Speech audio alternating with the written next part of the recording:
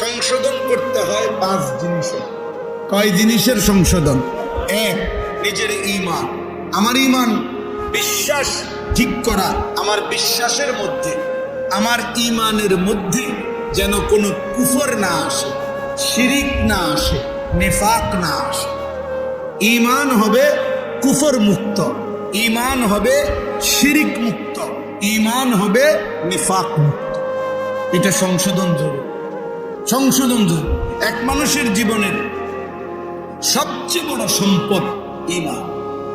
ঈমান ঈমান যদি হারায় তো পৃথিবীর সবগুলো ভালো কাজও খোদার কসম কেউ করলে আখিরাতের বিচারে এক বিন্দু, এক জাররা কোনো বিনিময় পাবে, বিনিময় পাবে। মান আমিলা সালিহান মিন যাকারিন আও উনসা ওয়া হুয়া মুমিন। আল্লাহ তাআলা বলেন, পুরুষ কিংবা নারী যেই নেক আমল করে, তবে শর্ত হইল অহুয়া মুমিন, ঈমান ঠিক অবস্থা। ঈমান অবস্থায়, ঈমান অবস্থায় পুরুষ কিংবা নারী যেই নেক আমল করবে, ফালা নুহইয়ান্নাহু হায়াতান তাইয়্যিবা, আমি আল্লাহ তাকে দুনিয়াতেই একটা উত্তম, পবিত্র, আরামের জীবন দান করব। ওয়ালা নাজজিয়ান্নাহুম আজরাহুম বিআহসানি মা কানু ইয়ামালুন, এবং আমি আল্লাহ তার প্রত্যেকটা নেক আমলের বিনিময়ে আখিরাতে জান্নাতের সর্বোত্তম বিনিময় দান করব। তাহলে শর্ত হলো ঈমান। শর্ত হলো কি? কোরআনে আছে, ওয়ামান আরাদাল আখিরাতা ওয়া সাআলাহা সাইয়াহা ওয়া হুয়া মুমিন ফাউলাইকা কানা সাইয়ুহুম মাশকুরা। আল্লাহ তাআলা বলেন, তোমাদের মধ্য থেকে যারা যারা আখিরাত চায় এবং আখিরাতের জন্য, জান্নাতের জন্য সর্বোচ্চ মেহনত করে, ওয়া সাআলাহা সাইয়াহা, তার জন্য মেহনত করে, আমলের মেহনত, আল্লাহ বলেন ওয়া হুয়া মুমিন। হ্যাঁ, শর্ত হলো ঈমান অবস্থা। ঈমান অবস্থায় আখিরাতের আশায় যে সর্বোচ্চ মেহনত করে, ফাউলাইকা কানা সাইয়ুহুম মাশকুরা। আল্লাহ তাআলা বলেন, তার প্রত্যেকটা মেহনত ঈমান ঠিক রেখে যাই করবে তাই আল্লাহর কাছে প্রশংসিত হবে, কৃতজ্ঞতার উপযুক্ত হবে। আল্লাহ তাআলা সেটা ধন্যবাদের সাথে গ্রহণ করে নেবে। এজন্য ঈমান আমাদের সংশোধন জরুরি।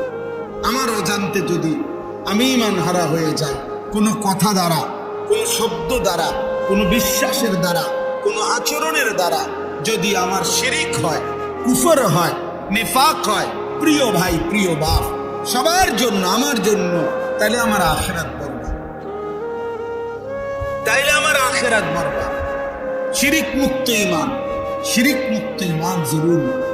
জন্য শুধুমাত্র কালেমা লা ইলাহা ইল্লাল্লাহ এটা আমি মুখস্থ বলতে পারি, এতটুকুই যথেষ্ট না। নবীজি সাল্লাল্লাহু আলাইহি সাল্লাম বলছে, আল ঈমানু বিদউন ওয়া সাবউনা শুবা। ঈমানের 70টার চাইতে বেশি শাখা প্রশাখা আছে, ডালপালা। তো মুহাদ্দিসিনে কেরাম, উলামায়ে কেরাম সর্বোচ্চ গবেষণা করে তারা বের করছে ঈমানের 77টা শাখা। কয়টা? তো ফাআফদালুহা কাউলু লা ইলাহা ইল্লাল্লাহ। ঈমানের সবচেয়ে বড় শাখা লা ইলাহা ইল্লাল্লাহ, এই কালেমাটা বলা। তাহলে এটা তো ঈমানের একটা শাখা বড়, কিন্তু বাকি 76টা, বাকি 76টা কই? তাহলে আমার খবর নেওয়া উচিত। আমার খুলনার হযরত, বাংলাদেশের অন্যতম একজন বুজুর্গ, করাচি হযরত রাহমাতুল্লাহ আলাইহির খলিফা হযরত মাওলানা মুফতি নুরুল আমিন সাহেব, হযরত বলেন যে একজন মানুষের একেবারে বইয়ের মতো কাগজের মধ্যে, লিফলেটের মধ্যে, হ্যান্ডবিলের মধ্যে নিজেরা 77টা ঈমানের শাখা লেখা উচিত এবং একটা একটা করে নিজের জীবনের সাথে মিলাইয়া টিক চিহ্ন দেওয়া উচিত, আছে কোনটা নাই কোনটা। কি ভাই, উচিত না? এটা আছে কোনটা, নাই কোনটা। তাই জন্য আমার ইমান পূর্ণ হবে। এটা আমারও উচিত, এটা আপনাদেরও উচিত, এটা তালেব ইলমদেরও উচিত, এটা ওস্তাদদেরও উচিত, এটা আলেমেরও উচিত, এটা আওয়ামেরও উচিত। ইমান বুঝিয়ে দিতে হবে আল্লাহকে। হাদিসের মধ্যে আছে সাহাবায়ে কেরাম হযরত জুনদুব ইবনে আব্দুল্লাহ তিনি বলেন, আমরা কিশোর ছিলাম। উনি কিশোর বয়সী সাহাবী, 14-15 বছরের। উনি বলেন, আমরা কয়েকজন কিশোর নবীজির কাছে লম্বা সময় কিছুদিন অবস্থান করলাম। কুন্না মা'আন নবী সাল্লাল্লাহু আলাইহি সাল্লাম ওয়া নাহনু হাযাবিরা। হাযাবিরাতুন শব্দের অর্থ হলো করিবুল বুলুগ, যে বালেগ হওয়ার কাছাকাছি কিশোর, এই বয়সী, মনে করো 13-14 বছর। তো তিনি বলেন, এই বয়সেই আমরা নবীজির কাছে কিছুদিন ছিলাম। তাইকে কি করলাম, কি করছি আমরা? তা আল্লাহর নবী সাল্লাল্লাহু আলাইহি সাল্লামের সাহাবী বলেন জুনদুব, তিনি বলেন ফাতাআল্লামনাল ঈমান, আমরা নবীজির কাছে ঈমান শিখলাম। ঈমান শিখলাম। এজন্য প্রিয় ছেলেরা, বাবা বহুত শুকরিয়া তোমাদেরকে। প্রিয় ভাই, তোমরা যেভাবে আসছো, আল্লাহ ঘরে বসছো, দোস্ত আমার নষ্ট হয়ে না, আখিরাত বরবাদ করো না। এই সামান্য একটা নারী দেখতে দেখতে এমন সুন্দর জীবন শেষ করবে। নারী এমনি মিলে যায়। তুমি যেটা এই আজকে 27 বছর যে নারী দেখো, ছবি দেখো, উলঙ্গ দৃশ্য দেখো, নারীর জন্য এত অস্থির, এটা এমনি মিলে যায়। আমরা এমনি বিয়ে করেছি, হারাদিন কুত্তার মতো বেডির পিছনে আটান লাগছে না, আমরা এমনি বিয়ে করে ফেলছি। টাইম হয়েছে তো বাপ মা মেয়ে দেখছে তো বিয়ে হয়ে গেছে। এটা কোনো আশ্চর্য কিছু না। এই পৃথিবীতে একটা সহজ বিষয়। তাই জন্য নারীর জন্য, ছবির জন্য, নর্তকীর জন্য এমন সুন্দর হায়াত কেন নষ্ট করে দিবা বাবা? কেমনে নষ্ট করে দিবা ভাইয়া? আজকে বিশ্বাস করেন, আজকে আমি যুবক শোনো ভাইয়া, আমার জিন্দিগি ছেলেদেরকে নিয়ে, আমার রাত ছেলেদেরকে নিয়ে, আমার দিন ছেলেদেরকে, এই কিশোর যুবক ছেলে মেয়ে ভালো হবে, সুন্দর হবে, এটা আমার একটা ফিকির আর কি। আজকেও আমি ক্যান্টনমেন্টে, আমি হজ্জে সফরে যাব, আমার বুধবারে ফ্লাইট। তা আমি কেনাকাটার জন্য গেছি। একটা প্রাইভেট কোম্পানিতে চাকরি করে একটা যুবক ছেলে, সে দৌড়াই আমারে দেখে আসছে, আইসাই জড়ায় ধরে কাঁদতেছে। তাই বলেন, কি সে বাপ কও? কয় হুজুর, আমি রিলেশন করে বিয়ে করছি। রিলেশন মানে প্রেম, প্রেম করে বিয়ে করছি। এখন বিয়ে করলাম আজকে হুজুর 1 বছরের উপরে হয়, কিন্তু আমার বউ কোনোভাবেই আমার মা বাবার সামনেও যাইতে চায় না, তাদেরকে 1 গ্লাস পানিও আগায় দিতে চায় না কোনোভাবে। হুজুর, আমি আমার সর্বোচ্চ অনুরোধ করছি, মা বাবার সামনে একটু কথাও বলতে চায় না। কাজে সে কোনোভাবে, তার এক বক্তব্য যে সে আমার এই গোলামি করতে পারবে না, সে আমার এটারে গোলামি, এটা নাকি গোলামি। এখন আমি কি করবো হুজুর? আমি কিছুই বুঝতেছি না। রাগ করে একদিন তালাক দিয়ে ফেলছি। এরপরে এখন আবার সে বলতেছে থাকবে, এখন আসে। এখন আমি কোনো সুখ পাইতেছি না, শান্তি পাইতেছি না, কোনো উন্নতি পাইতেছি না। তা আমি বললাম, তালাকও দিলা, আবার এখন থাকো, আবার প্রেমও করলা, তোমার মা বাবারও খবর নেই, এত সদগতির কথা জিন্দিগিটা থেকে সদগতির বানাই রয়েছে। যে মেয়েকে তালাক দিয়েছ, এবার তার প্রতি যদি তোমার হাজার ভালোবাসাও হয়, যে মেয়েকে তুমি তালাক দিছ, এবার যদি সে রাবেয়া বসরির মতো আচরণও করে, তারপরেও তো সে তোমার জন্য হারাম।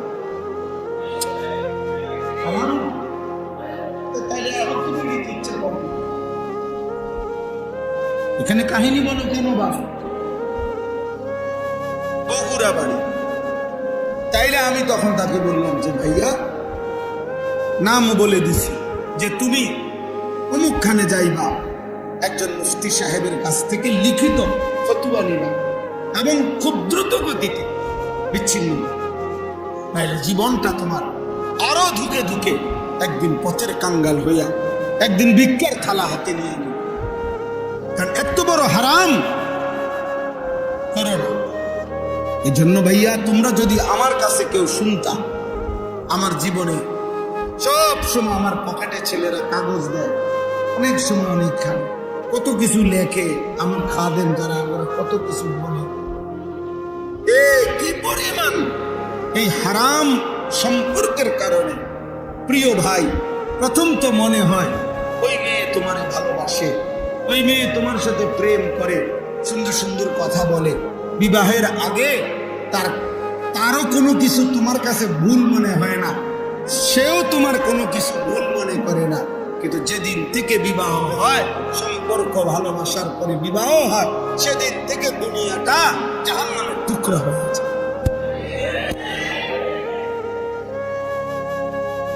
এই জন্য দোস্ত আমার, কমপক্ষে আখেরাত তো আছেই, নিজের এই দুনিয়ার জীবনটা নষ্ট করুন, জাহান্নামের টুকরা হয়ে যাবে। এটা জাহান্নামের টুকরা। কোন নারীর পিছনে, ছবির পিছনে, কোন জেনা ব্যভিচারের পিছনে, মোবাইলের অশ্লীল ছবির পিছনে আমার প্রিয় সন্তান জিন্দেগি নষ্ট করুন। এমন হায়াত শেষ করে দিও না, এমন সুন্দর রাত আর পাবা না, এমন সুন্দর দিন আর পাইবা না, আর পাইবা না। কুরআনুল কারীমের মধ্যে আছে, আল্লাহ তাআলা বলেন, কালিলাম মা তাযাক্কারুন। আল্লাহ তাআলার কথা থেকে উপদেশ গ্রহণ করে কম, কালিল। আল্লাহ তাআলা বলেন, ওয়া কালিলুম মিন ইবাদিয়াশ শাকুর। আমার শুকরকারী বান্দা পরিমাণে কম, কালিল। এরকম বহু আয়াত আছে কোরআন শরীফে। কাম মিন ফিআতিন কালিলাতিন গালাবাত ফিআতান কাসীরা। আল্লাহ তাআলা বলেন, কম সংখ্যক বহু বিজয় লাভ করে বহু সংখ্যকের উপর। তাহলে কমের প্রশংসা করছেন। ইন ইয়াকুম মিনকুম 20 সাবিরুন ইয়াগলিবু মিআতাইন। আল্লাহ তাআলা বলেন, ঈমান আমলের উপরে মজবুত মুমিন যদি হয় 20 জন, তো কাফের মুশরিক দুশমন 200 জনের মোকাবেলা বিজয় লাভ করবে। তাহলে 20 জন কম, কমের প্রশংসা করছেন। এই জন্য কম কিংবা বেশি এটা মূল বিষয়। বেশি লোক হইলে সফল, কম হইলে ব্যর্থ, এরকম কথা কোরআন সুন্নাতে নেই, এমন কথা নেই। কোরআন শরীফে আছে সূরা ইয়াসিনের মধ্যে তিনজন রাসূল একটি অঞ্চলে, আমাদের নবীজির আগে একটি এলাকায় মানুষকে ঈমানের দাওয়াত দিয়েছে, কালেমার দাওয়াত, আল্লাহর দিকে ফেরাবার চেষ্টা করছে। তো 3 জন রাসূলের দাওয়াতে ঈমানদার হয়েছে, ওনাদের পুরা মেহনতে একজন। মুমিন হয়েছে কয়জন? একজন। وجاء من أقصى المدينة رجل, একজন। তাইলে রাসূল 3 জন। فعززنا بثالث فقالوا إنا إليكم مرسلون। 3 জনের ধারাবাহিক মেহনতে ওনাদের উপরে অনুগত অনুসারী হয়েছে একজন। হাদিসের মধ্যে আছে, আল্লাহ নবী সাল্লাল্লাহু আলাইহি ওয়াসাল্লাম বলেছেন, ফাওয়াল্লাহি লা আন ইয়াহদিয়াল্লাহু বিকা রাজুলান ওয়াহিদান খায়রুন লাকা মিন হুমুরিন না'ম। আল্লাহর কসম, তোমার দ্বারা একজন ব্যক্তি আল্লাহর পথ পাওয়া, হেদায়েত পাওয়া, নবীজি বলেন গোটা আরবের সমস্ত দামি উট লাল চিহ্ন বিশিষ্ট তোমারে হাদিয়া দেওয়া, উপঢৌকন দেওয়া তার চাইতে কোটি গুণে উত্তম। কয়জন ব্যক্তি? রাজুলান ওয়াহিদ, একজন। এজন্য এক মানুষের ফিকিরেও আল্লাহর কথা বলা যায়। একজনের একজনই বদলাবে। আমি একজনের জন্যই 30 বছর মেহনত করলাম, একজনের জন্যই 10 বছর মেহনত। হাদিসের মধ্যে আছে, আল্লাহ নবী সাল্লাল্লাহু আলাইহি ওয়াসাল্লাম বলেন, হাসরের ময়দানে এমন নবীও দাঁড়াবে যে নবীর সাথে তার ঈমানদার উম্মত হবে 3 জন। এমন নবীও দাঁড়াবে যার সাথে ঈমানদার উম্মত হবে 2 জন, ইসলাম। এমন নবীও দাঁড়াবে যার সাথে তার ঈমানদার উম্মত মাআহু ওয়াহিদ, একজন। এমন নবীও দাঁড়াবে হাসরের ময়দানে যার সাথে তার ঈমানদার উম্মত একজন, লাইসা মাআহু আহাদ, কেউ নেই, কেউ ঈমান আনে নাই। তাহলে ওনারা ব্যর্থ। কথা বলেন, তারা এখানে সংখ্যা বিষয় না, এতে কোনো নির্বাচনী সমস্যা না। আল্লাহর কথা বলা, আখিরাতের ফিকির, জিন্দেগি সুন্দর করার চেষ্টা করা। এখানে জনপ্রিয়তা কোনো বিষয়, সবাই চিনলে সফল, সবাই না চিনলে ব্যর্থ, এ কথা কোরআন সুন্নাতে নেই। বুঝেননি? এটা জরুরি, সবাই চিনতে হবে জরুরি। আমারে মনে করেন 50,000 লোক চিনে, তো আমার কবরের আযাব মাফ করুন, তো আল্লাহ বলে তো লাভ হলো কি? আমারে 50 লাখ লোক চিনে, তো আমার কবরের আযাব মাফ। এটা জরুরি। আর আবার মনে করেন আমার একের 50 লাখ লোক চিনে, তো এটা আপনার লাভ, আমারে না চিনে। বুঝেন? নিজের ভাবনা ভাবা উচিত।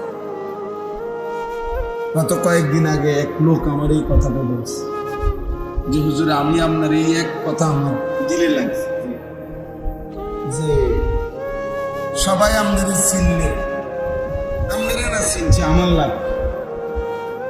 আমারও তো বক্তব্য এটা, তোমার লাভ কি বেটা? আমারে মনে করুন সারা বাংলাদেশ ছিল, তো তোমার লাভ কি? এতে তো তোমার কোনো ফায়দা নেই। এই জন্য দোস্ত, জোয়ান ভাই, আমাদের কাছে এটা বুঝতেছি, এটা বুঝতেছি। আমাদের এই ইসলাহি মজলিস মূল ফিকির হল আত্ম উপলব্ধি, ইসলাহে নফস, নিজের সংশোধন, আমার ঈমান, আমার আমল, আমার আখিরাত, আমার আখলাক, এটা ফিকির করা, এটা খুব ভাবা দরকার। কোরআনুল কারীমের মধ্যে আছে, ইয়া আইয়ুহাল্লাযীনা আমানু আলাইকুম আনফুসাকুম। আল্লাহ তাআলা বলেন, হে ঈমানদারগণ, আলাইকুম আনফুসাকুম, তোমরা প্রত্যেকেই নিজেকে আঁকড়িয়ে দাও। আলজিমু, নিজেকে আঁকড়িয়ে দাও, নিজেকে গড়ে তোলো। আল্লাহ বলেন, লা ইয়াদুররুকুম মান দাল্লা ইযা হাদাইতুম, যদি তোমরা তোমাদের নিজেদেরকে হেদায়েতের উপরে তুলতে পারো, এবার গোটা পৃথিবী মিলে কেউ তোমাকে পথভ্রষ্ট করতে পারবে। আমার কলিজার ভিতরে যখন আল্লাহর ভয় ঢুকবে, আমি যখন বুঝবো যে এটা হারাম, এদের গোটা পৃথিবী লেখা হইয়া না আসে, আমি তা খাবো। গোটা পৃথিবী হারামের মধ্যে ডুবে থাকুক, আমি থাকবো। মনে করেন আমরা 5 ভাই, 3, তাহলে আমরা 8 জন ভাই বোন কুমিল্লা শহরে একবারে মেইন টাউনে আমরা বড় হয়েছি।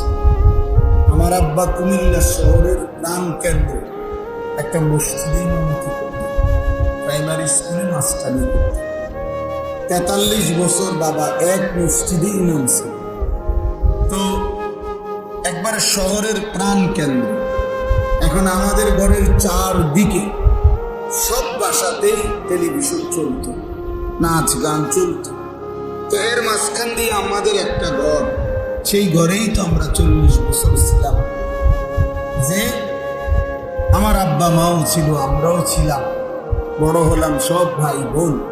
আমাদের ঘরে তো 40 বছর কোনোদিন টেলিভিশন চালাইতে হয় নাই। আমাদের জিন্দিগি চলছে না, আমার বাবার জিন্দিগি চলছে না। বাবার সিদ্ধান্ত নিছে যে এই হারাম করা যাবে না। তো এবার গোটা মহল্লাবাসী সবাই ফুল সাউন্ড দিয়েও যদি ব্যাকসেট চালায় কেমন হচ্ছে? আমি তো জানি এটা হারাম। সবাই ঠ্যাঙ্গালগি দিয়ে নাচতে, কি কাপড় খুললে নাচতে। আমি যখন জানি যে এটা হারাম, না জায়েজ, এটা করা যাবে না, এটা যদি আমার দিলে বসে, এবার গোটা পৃথিবী উলঙ্গ হলো আমার কোনো সমস্যা, এটা জরুরি। এই জন্য দোস্ত আল্লাহ তাআলা বলছেন, তালেব এলেম তোমরাও ভাই মনে কষ্ট নিও না, মূলত প্রয়োজনে আরেকদিন আসলে তুমি করে আরো বেশি বলার জন্য আলাদা। কিন্তু যেহেতু ইসলাহি মজলিসে অনেক এলাকার মানুষ আসছে, আমি চাইছিলাম যে ওনারা আলাদা বসুক। আমাদের কওমি মাদ্রাসার তালেব এলেমের জিন্দিগিটাই তরবিয়ত। আলহামদুলিল্লাহ, আমরা মাদ্রাসার নিজামগুলো এভাবে সাজাই যে আমাদের বাচ্চা ইচ্ছা করলেও দাঁড়াইয়া পেশা করতে পারে, আমাদের বাচ্চারা ইচ্ছা করলেও দস্তরখান ছাড়া খানা খাইতে পারে, আমাদের বাচ্চারা ইচ্ছা করলেও মেসওয়াক ছাড়া ওযু করতে পারে। তাহলে আলহামদুলিল্লাহ, দিবারাত্রি মাদ্রাসার নিয়মটাই সুন্নতে ভরা, তরবিয়তেই ভরা। এজন্য আলহামদুলিল্লাহ ইসলাহের ফিকির তালেব এলেমদের জন্য উস্তাদরাই সম্মিলিতভাবে সর্বদাই করে থাকে। এই জন্য আওয়াম সাধারণ মানুষ যারা আছে তাদের ইসলাহের ফিকির খুব দরকার। তাদেরকে মাঝে মাঝে এরকম বসানোর দ্বারা, এই 2-4 কথা শুনবার দ্বারা, বলার দ্বারা আস্তে আস্তে দিল তৈরি হবে। এক কথাতে কেউ বদলায় যাবে না, কিন্তু অব্যাহত বলতে থাকলে নিয়ম হলো, যদি কোনো পাথরের উপরেও যদি ধারাবাহিক বৃষ্টির পানির ফোঁটা পড়তে থাকে, একদিন দেখা যায় ওই পাথরটার মধ্যে ছিদ্র হয়েছে, একটু ডাইবা গেছে। তাহলে যদি পাথর নরম হয়ে যায়, ছিদ্র হয়ে যায় ধারাবাহিক পানি পড়ার কারণে, তো ধারাবাহিক আল্লাহর কথা শুনতে শুনতে বলতে বলতে একদিন পাথর দিল মানুষের জিন্দিগি বদলায় যায়, বদলাইয়ে যায়। এই জন্য মূল ফয়সালা তো আল্লাহর হাতে। তো বলতেছিলাম নওজোয়ান ভাই বাবারা সবার কাছে আল্লাহ তাআলা বলছেন, আলাইকুম আনফুসাকুম, নিজেকে ধরো, নিজেকে গড়ো। তাহলে তুমি যদি হেদায়েতের উপরে উঠো, তো এবার গোটা পৃথিবীর কেউ আর তোমাকে পথভ্রষ্ট করতে পারবে না। ইয়া আইয়ুহাল্লাযীনা আমানু কু আনফুসাকুম ওয়া আহলিকুম নার। আল্লাহ তাআলা বলেন, হে ঈমানদারগণ, তোমরা প্রত্যেকেই নিজেকে জাহান্নামের আগুন থেকে বাঁচাও, অতঃপর নিজের পরিবারের সদস্যদেরকে জাহান্নামের আগুন থেকে বাঁচাও। তাহলে 1 নম্বরে আল্লাহ তাআলা বললেন, নিজেকে জাহান্নামের আগুন থেকে বাঁচাও, নিজেকে বাঁচাও। তাহলে এই নিজের দিকে নজর রাখা, নিজের ফিকির করা, প্রিয় ভাই বাবা, এটা জরুরি বিষয় বোঝা। এতটুকু বিবেক যে আমার ভালো, আমি আনিসুর রহমান, আমার ভালো কোনটা, আমার কল্যাণ কিসে, আমার কামিয়াবি কিসের মধ্যে, কি করলে আমার সফলতা, কি করলে আমার ব্যর্থতা, আমার কি করা উচিত, আমার কি করা অনুচিত, কি করলে আমার আল্লাহ রাজি, কি করলে আমার আল্লাহ নারাজি। নিজের জন্য এদ্দুর যে বোঝে না, তার মতো পাগল মাতাল তার সিরা কোনো মানুষ হইতে পারে। তাই তো তুই বেটা পুরাই পাগল মাতাল, নিজের ভালোই বুঝলা না, এদুরও কি মানুষ বুঝে না? তোমার এই সারা রাত নারী দেখা, ছবি দেখা, মোবাইলে উলঙ্গ দৃশ্য দেখা, এটা যে তোমার জাহান্নামের আগুনের দিকে নিয়ে যাচ্ছে, বেউকুফ এটাও বুঝো না?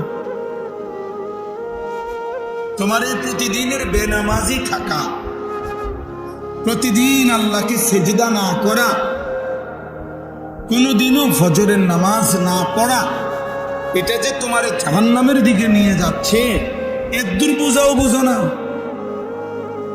আরে নিজের বুঝটা তো একটা কুত্তাও বোঝে, নিজের বুঝটা তো একটা শুকরও বোঝে, নিজের বুঝটা তো একটা সাপ বিচ্ছুও বোঝে। বেটা, একটা কুত্তার দিকেও তো কেউ যদি লাঠি আলগি দেয়, কুকুর দৌড় মারে, কুকুর বোঝে এই লাঠি দিয়ে আমারে বাড়ি দিলে আমার ক্ষতি হবে, এই জন্য সে দৌড় মারে। তাহলে নিজেকে সেভ করা, নিজেকে রক্ষা করা, এতটুকু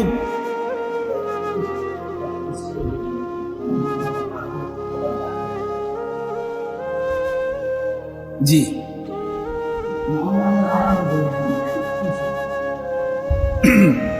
তাইলে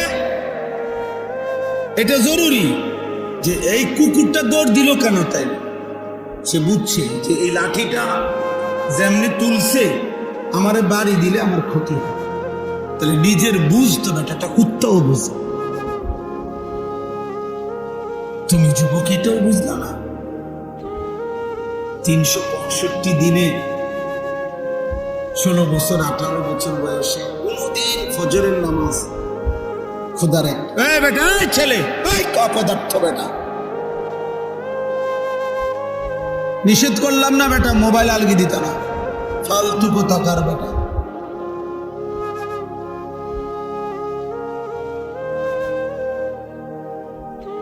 সাবধান, আমি ছেড়ে দই না মানুষকে।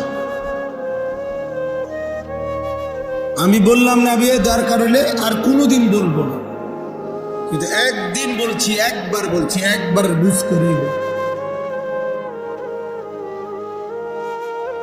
খামখেয়ালিরা জিন্দগি বানায় এনেছি আমরা নিজে। নওজোয়ান ছেলে তোমরা, মাত্র 16 বছর বয়স, 14 বছর বয়স, 18 বছর বয়স, বাবা এই এত অল্প বয়সে যদি আল্লাহকে মোটেই মনে না পড়ে, 18 বছর হয়েছে না বেটা তোর, তুই যদি এখনই এক ওয়াক্ত নামাজ না পড়স, তাইলে বাকি জিন্দিগি জানোয়ার তুই করবি কি বেটা? আরে বেটা হাইওয়ান, তুই বাকিটা হায়াত করবি কি বেটা? মাত্র 16 বছরে এত অল্প বয়সে আল্লাহ এভাবে ভুলে গেলি বেটা, এত কম বয়সে, মাত্র 18 বছর বয়সে এত নারী দেখে ফেললাম, এত কম সময়ে এত উলঙ্গ ছবি দেখে ফেললাম। হায় হায় জানোয়ার, বাকি জিন্দগি চলবে কেমনে?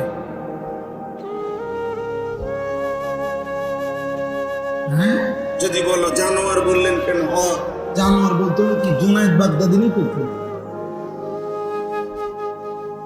সেজদাবিহীন হাইওয়ানকে কি বলতো? কথা বলেন না কেন? মনের ইচ্ছা মতো যে চলে, মনের চাহিদা মতো যে চলে, তাকে কোরআন কি বলছে?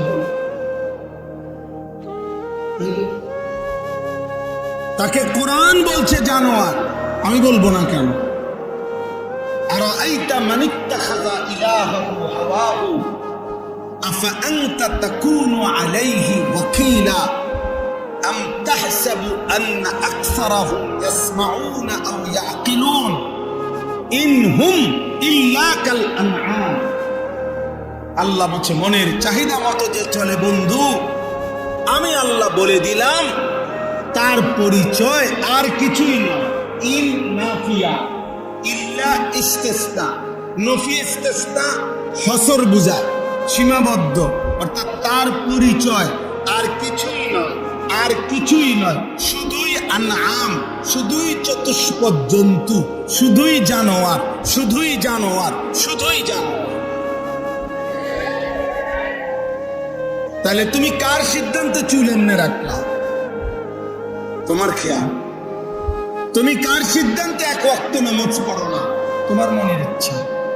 তুমি কার সিদ্ধান্তে নারী দেখো, ছবি দেখো, উলঙ্গ দৃশ্য দেখো, তোমার মন চাইছে, তো এটারই তোকে জানো। আল্লাহ তাআলা তারই জানোয়ার বলছে যে তার মনের ইচ্ছা মতো চল, যার মনের ইচ্ছা তার খোদা। বলো যুবক, বলো বাপ, তোমার কোন সৃষ্টিকর্তা আছে? থাকলে তিনি তোমাকে কিছু করতে বলে নাই?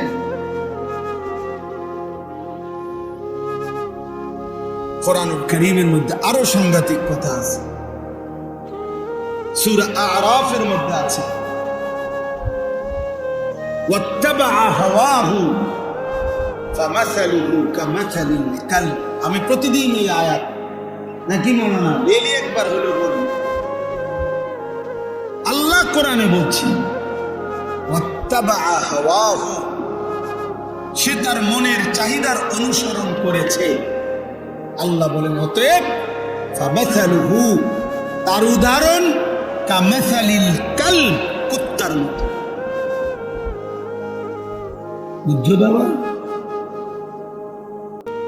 মনের ইচ্ছা মতো যে চলে তার কসম, আল্লাহ তার উদাহরণ দিচ্ছে কি কামাসালি।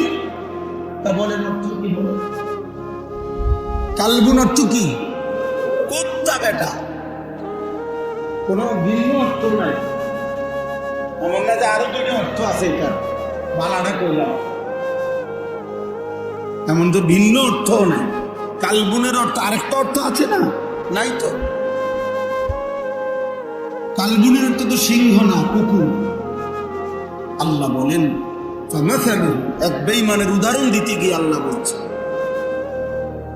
যে সে তার মনের চাহিদার অনুসরণ করেছে।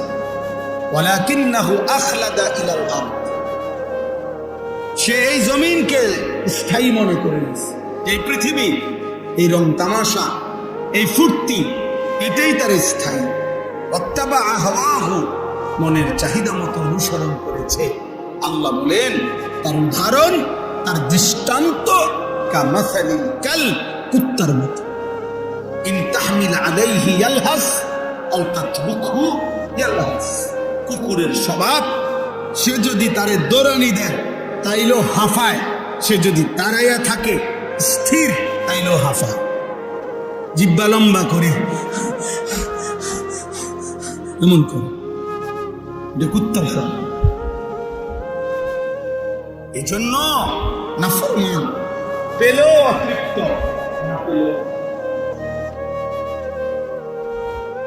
হাজার কোটি টাকার মালিক, তবুও তার তৃপ্তি হয় না।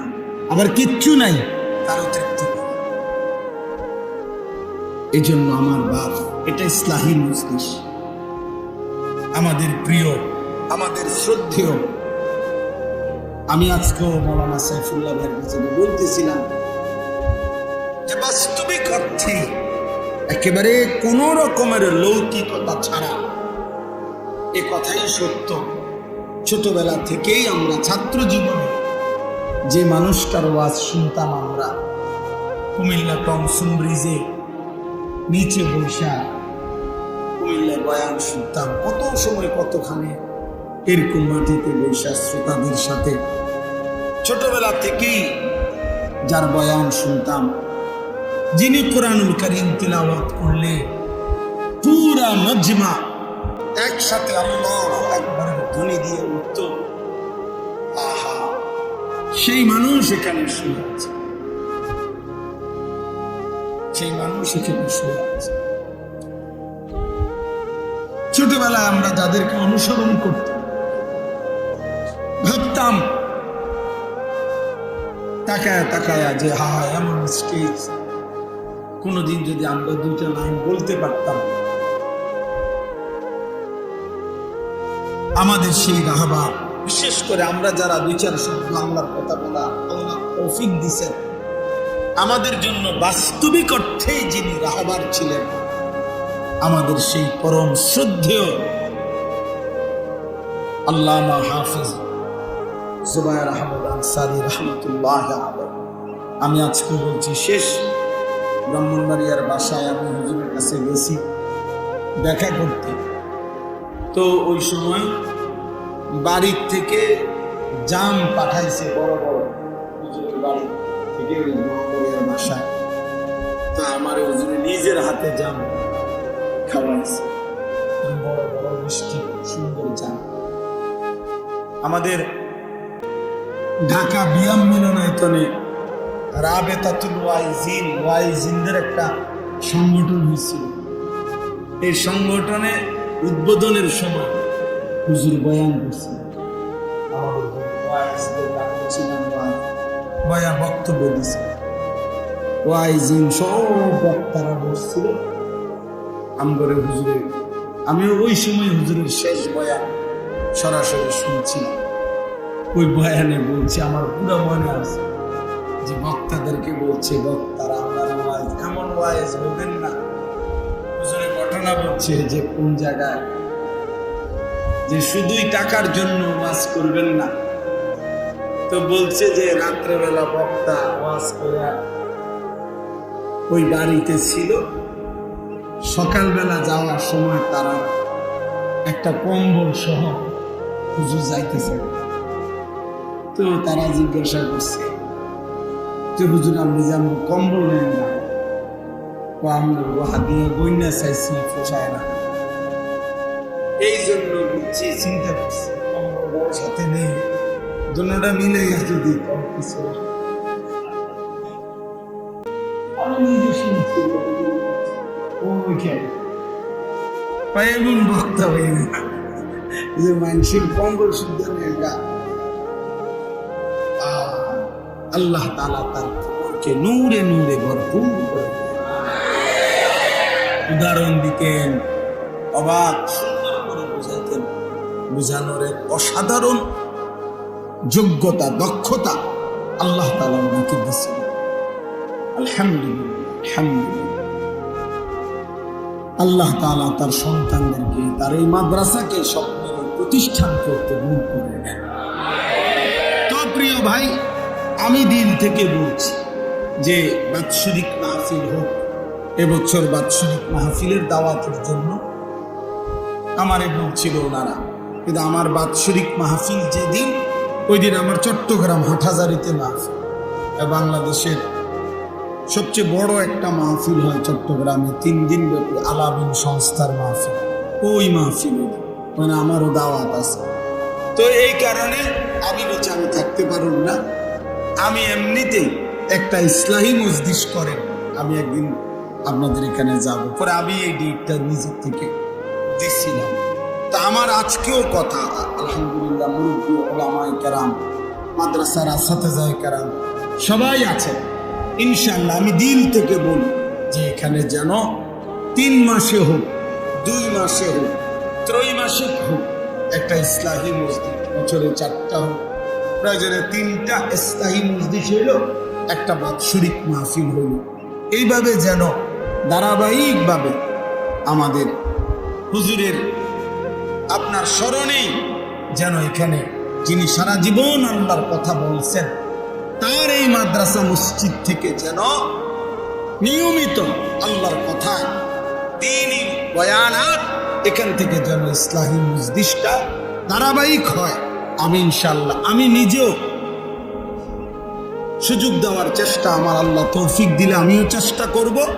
আরো ওলামায়ে কেরামও আসবে ইনশাআল্লাহ। নওজোয়ান ভাই, তোমরা সবাই মিলে খোঁজ খবর নিবা এবং আন্তরিকভাবে সহযোগিতা করবা যেন এইখানে একটা ধারাবাহিক ইসলাহী মজলিস চালু হয়। ঠিক আছে ইনশাআল্লাহ? সবাই রাজি ইনশাআল্লাহ? আল্লাহ তাআলা আমাদের সবাইকে তৌফিক দান করে। তাইলে আমি অনেক সত্য কথা বলে ফেললাম, শুরুতে ধমক দিলাম। ধমক দেওয়ার মাকসাদ হলো ঠান্ডা করা। এখন মাশাআল্লাহ গরম লাগলো, তোমরা সব ঠান্ডা হয়ে গেছে। আল্লাহ তাআলা সবাইকে কবুল করে।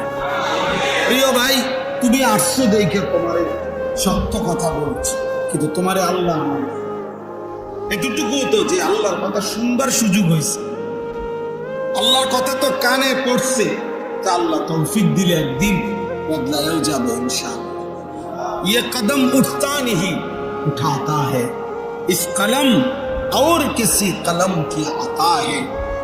ভারতের একজন বিশ্ববিখ্যাত কবি ছিলেন জিগার মুরাদাবাদী রহমতুল্লাহ আলাইহি, হাকিমুল উম্মত মুজাদ্দিদুল মিল্লাত হযরত মাওলানা শাহ আশরাফ আলী থানভী রহমতুল্লাহ আলাইহির খাস মুরিদ ছিলেন। উনি কবিতার মধ্যে লিখছিলেন যে এই কদম আল্লাহর পথে নিজে নিজে হাঁটে না, কোনো এক অদৃশ্য মালিক তিনি হাঁটান।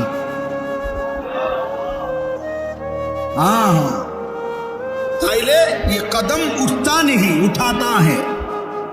এবং তিনি বলেন আল্লাহর কথা যেই কলম লেখে, এই কলম নিজে নিজে লেখে না, বরং লৌহে মাহফুজের কলম থেকে কালি নিয়ে এই কলম লিখতে থাকে।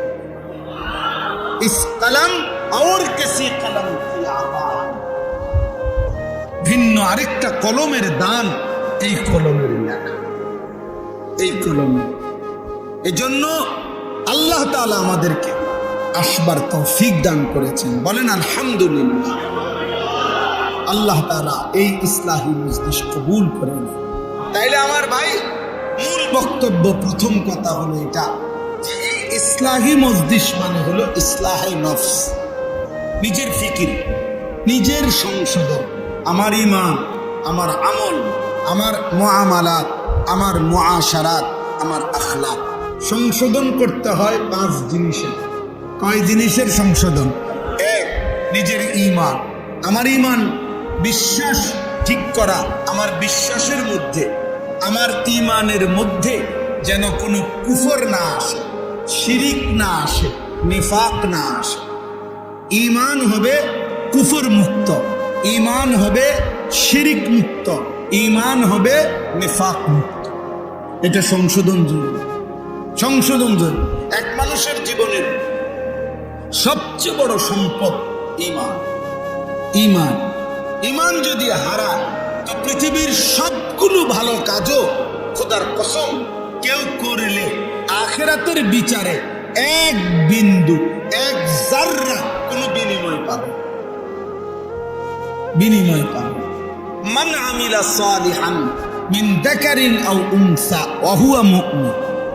আল্লাহ তাআলা বলেন, পুরুষ কিংবা নারী যেই নেক আমল করে, তবে শর্ত হইল ওয়া হুয়া মুমিন, ঈমান ঠিক অবস্থা, ঈমান অবস্থায়, ঈমান অবস্থায় পুরুষ কিংবা নারী যেই নেক আমল করবে, ফালা নুহইয়ান্নাহু হায়াতান তাইয়্যিবা, আমি আল্লাহ তাকে দুনিয়াতেই একটা উত্তম পবিত্র আরামের জীবন দান করব।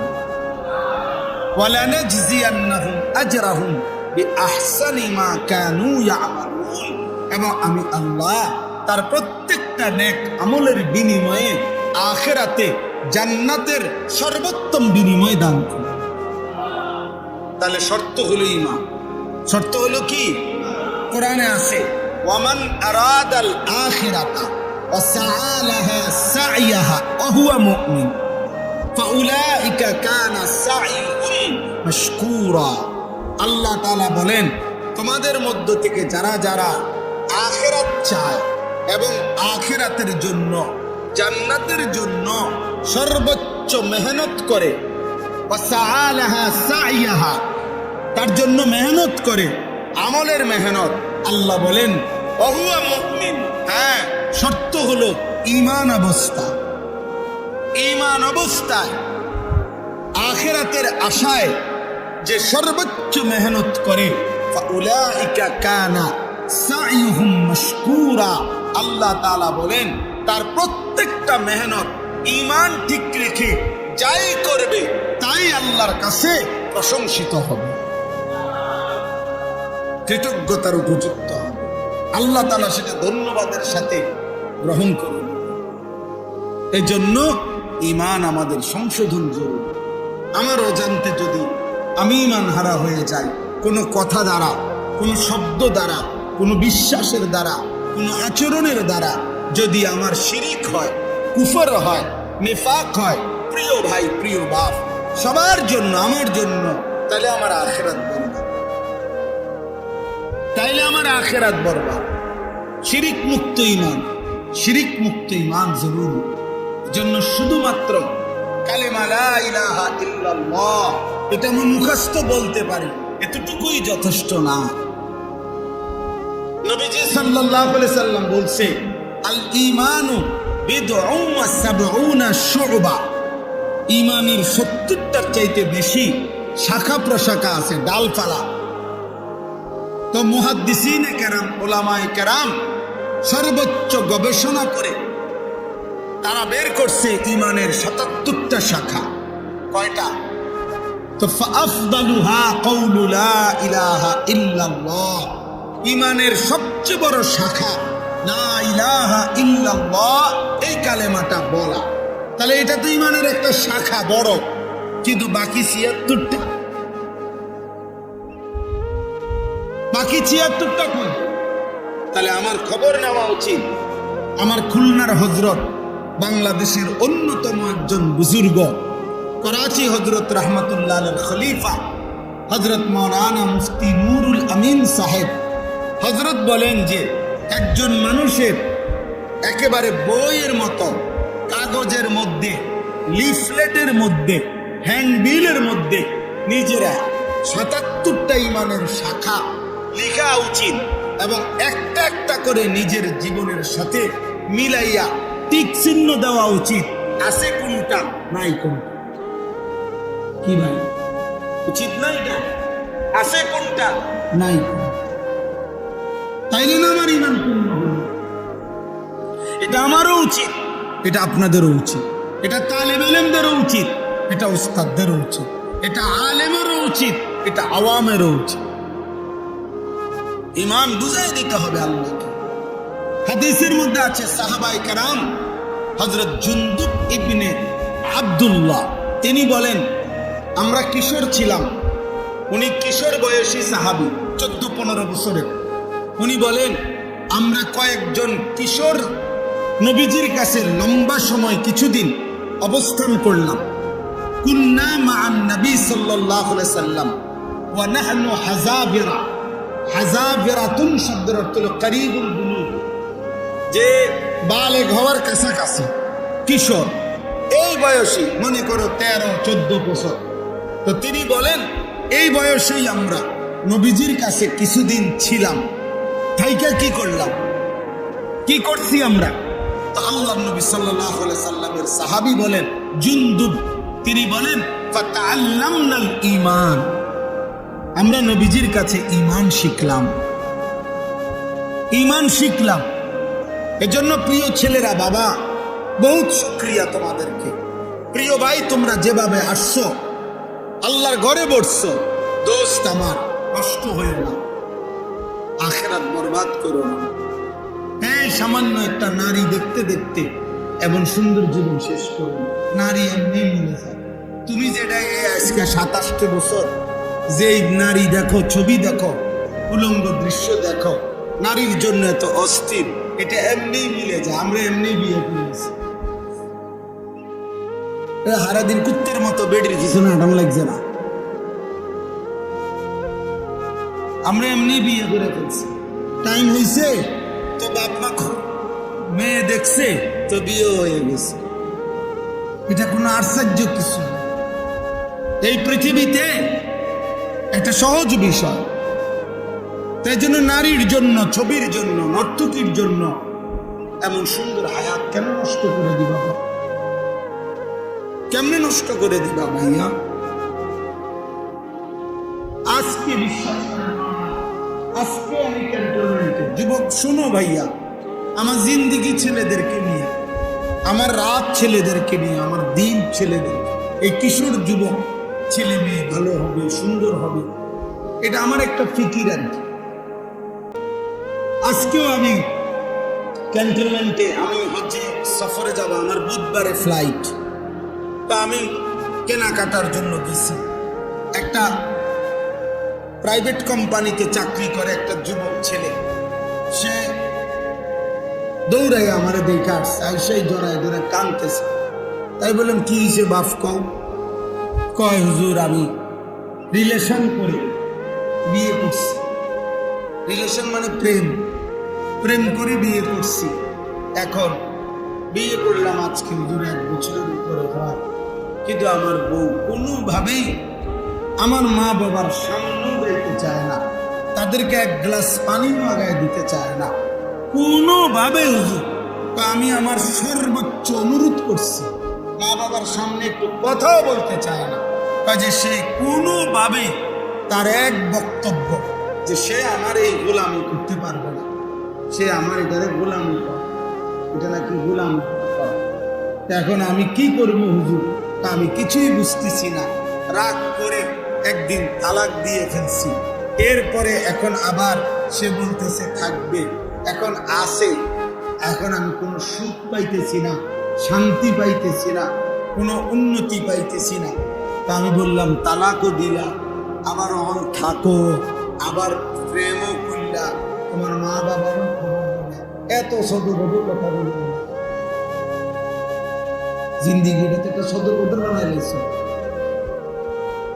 হ্যাঁ, যে মেয়েকে তালাক দিয়েছ, এবার তার প্রতি যদি তোমার হাজার ভালোবাসাও হয়, যে মেয়েকে তুমি তালাক দিছ, এবার যদি সে রাবেয়া বসরির মতো আচরণও করে, তারপরেও তো সে তোমার জন্য হারাম।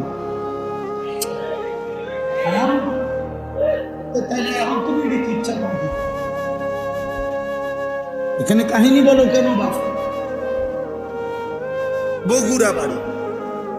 তাইলে আমি তখন তাকে বললাম যে ভাইয়া, নাম বলে দিছি যে তুমি অমুকখানে যাইবা, একজন মুফতি সাহেবের কাছ থেকে লিখিত ফতোয়া নিবা, এবং খুব দ্রুত গতিতে বিচ্ছিন্ন, নাইলে জীবনটা তোমার আরো ধুকে ধুকে একদিন পথের কাঙ্গাল হইয়া একদিন ভিক্ষার থালা হাতে নিয়ে, কারণ এত বড় হারাম করো না। এই জন্য ভাইয়া, তোমরা যদি আমার কাছে কেউ শুনতাম, আমার জীবনে সব সময় আমার পকেটে ছেলেরা কাগজ দেয়, অনেক সময় অনেকখানে কত কিছু লেখে, আমার খাদেম যারা ওরা কত কিছু বলে, কি পরিমাণ এই হারাম সম্পর্কের কারণে।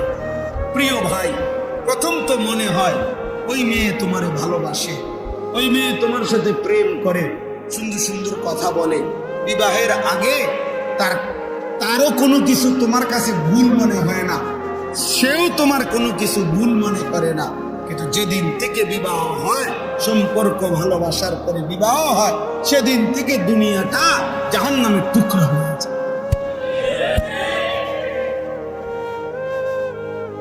এই জন্য দোস্ত আমার, কমপক্ষে আখেরাত তো আছেই, নিজের এই দুনিয়ার জীবনটা নষ্ট করো, জাহান্নামের টুকরা হয়ে যাবে, এটা জাহান্নামের টুকরা।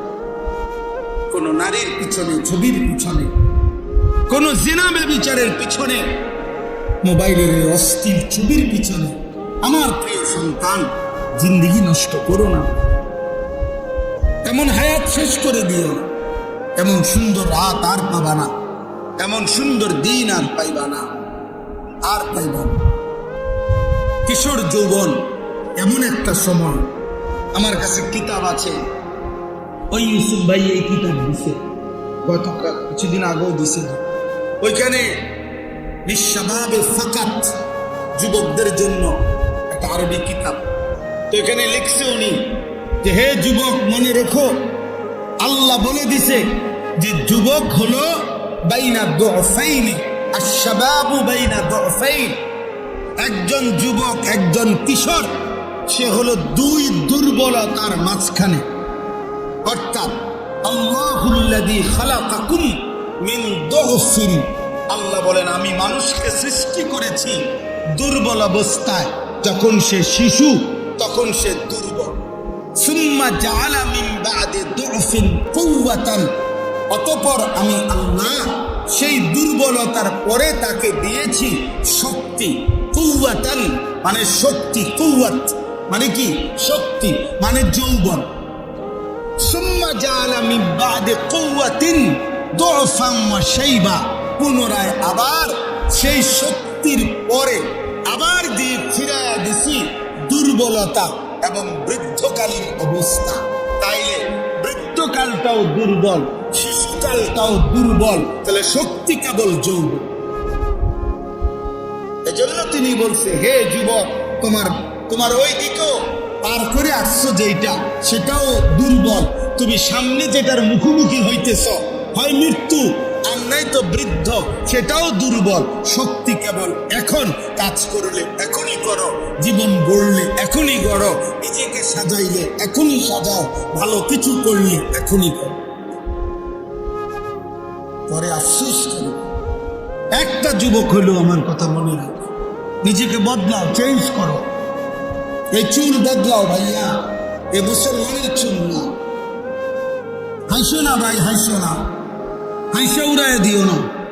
তোমার ভিতরে যদি রক্ত থাকে, তোমার ভিতরে যদি কালেমা থাকে, তুমি যদি কোনো মুসলমান মার দুধ খায়া থাকো, তাহলে ইহুদি ইসরায়েলের ওই কুত্তারা প্রতিদিন তোমার মাকে হত্যা করে, বোনকে হত্যা করে, তোমার এতিম ভাইকে হত্যা করে, এতিম কোলের বাচ্চাকে যারা বোমা মেরে উড়ায় দেয়, ওই কুত্তারা, ওই বেঈমানদের ডিজাইন হলো এই চুলগুলো। আল্লাহর কসম, খোদার কসম, এগুলো সব ইসরায়েলি মডেল, সরাসরি বেঈমানের মডেল, অন্য কোনো দেশেরও না, সরাসরি ইসরায়েলি। কেন? এটা দাজ্জালের মডেল। আল্লাহর নবী বলছে, এখানে মুসলিম শরীফের হাদিস, নবীজি বলছে দাজ্জালের পরিচয় শাবুন, যুবক, কাতাতুন, চুল হবে এলোমেলো। ইন্নাহু শাবুন কাতাতুন আওয়ারুল আইন। নবীজি বলছে দাজ্জাল হবে যুবক, দাজ্জাল হবে এলোমেলো চুলওয়ালা, দাজ্জাল হবে বামচুল তেরা।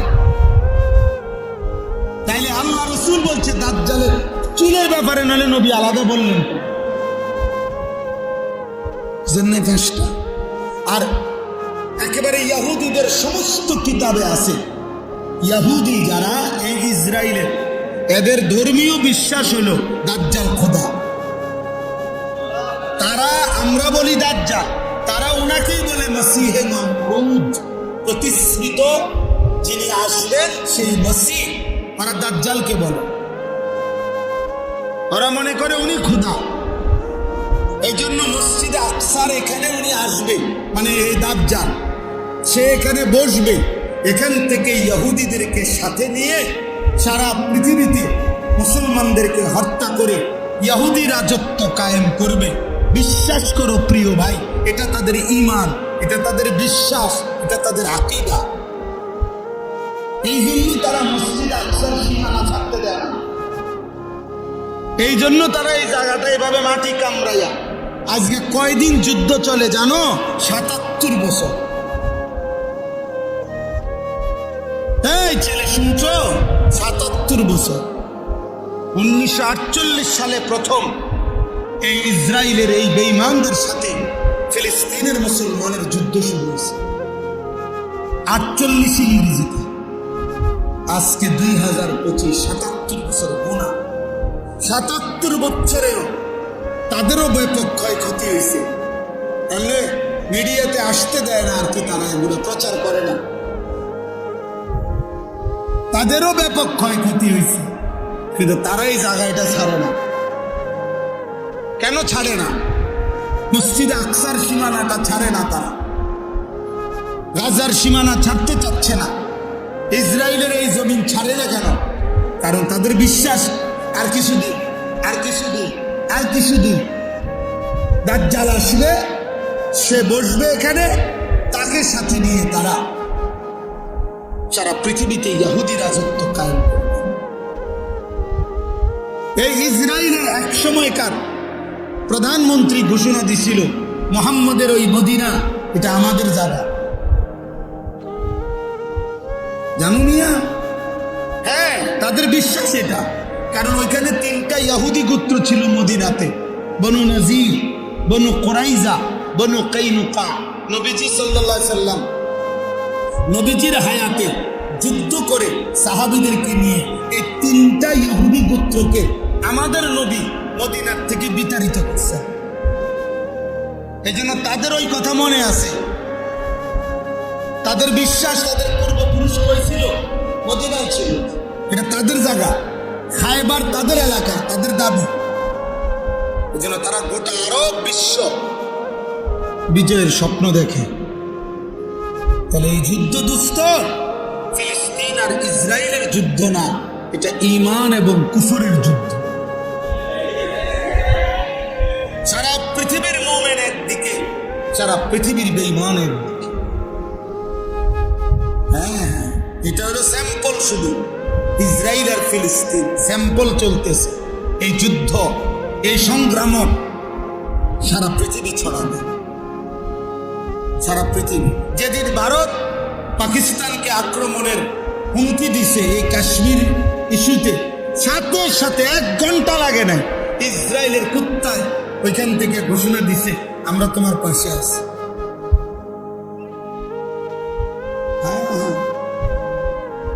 1 ঘন্টার ভিতরে ঘোষণা দিছে। যখন পাকিস্তান আপনার বিজয় হয়েছে, ভারতকে সোজা করে ফেলছে, ঘাড় নামায় দিছে, তখন ওই বুড়া শয়তান আমেরিকার এই বুড়া গিয়া এখন আরব বিশ্বে টুটো টুটো করে ঘুরতেছে। সে বোঝো না, আবার একটা ফিনিশিং দিছে আর কি। সারা বিশ্ব রাজনীতির হিসাব একটাই, যে আগামীর সময়টা ঈমান আর কুফরের যুদ্ধ। এজন্য সেদিন যদি তুমি ঈমানদার হইতে না পারো, তোমার এই চুল তোমার নাফরমানদের দলভুক্ত করে দিবে। তোমার এই ধারাবাহিক নামাজ না পড়া তোমার নাফরমানদের অন্তর্ভুক্ত করে দিবে। তুমি পারতা না ভাইয়া, 2টা স্লোগান দেওয়া আর ঈমানের দাবিতে কলিজার খুন দেওয়া এক কথা না, এক কথা না। এজন্য যুবক ভাই, ছেলেরা, বাপ, তোমার আব্বা মুসলমান, তোমার মা মুসলমান, তোমার রক্তে ইসলাম, তুমি তোমার ধর্মের সাথে এত বড় জুলুম করো না। তুমি তোমার আল্লাহকে ভুলে যেও না, তুমি তোমার রাসূলকে ভুলে যাও।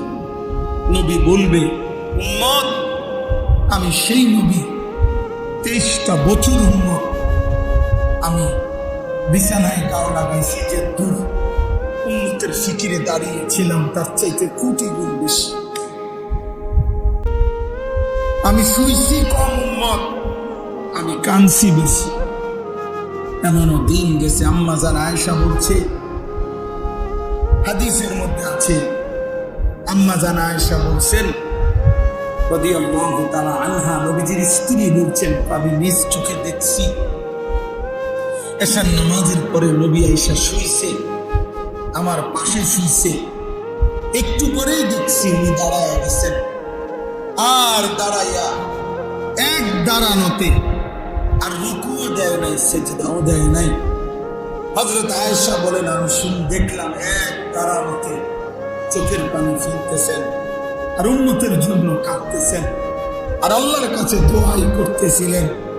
হযরত আয়েশা রাদিয়াল্লাহু তাআলা বলেন, আমি মনে মনে ভাবলাম যে আজকে আমি ঘুমাবো না, আমি দেখবো নবী আমার কতক্ষণ জেগে থাকে। হযরত আয়েশা বলেন, খোদার কসম, বেলালের ফজরের আযানের সময় হয়েছে, আল্লাহর নবীকে তখনও দেখি দাঁড়ায় আছে। কেমনে ভুলে গেল তোমার? এমন রাসূলকে কি ভোলা যায়? এমন নবীর ভালোবাসা 2টা জিলাপি, এমন নবীর ভালোবাসা 1 প্যাকেট বিরিয়ানি।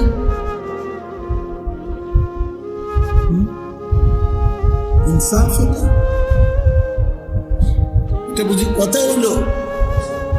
ধাক্কাধাক্কি করে, ঢেলাঢেলি করে, নবীর ভালোবাসায় দলাদলি করে।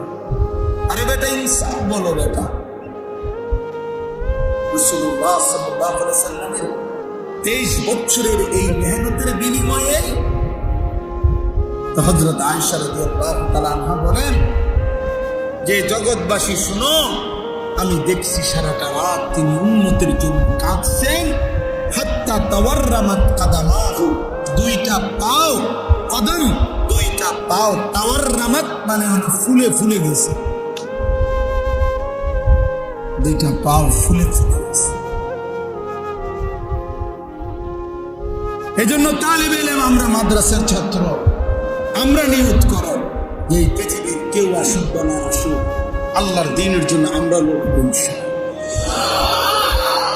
কলিজার এক ফোঁটা থাকতে আমরা ইনশাআল্লাহ কোরআন বিরোধী, সুন্নাহ বিরোধী, ইসলাম বিরোধী কোন কাজ বাংলাদেশে বাস্তবায়ন হতে দেওয়া হবে না ইনশাআল্লাহ।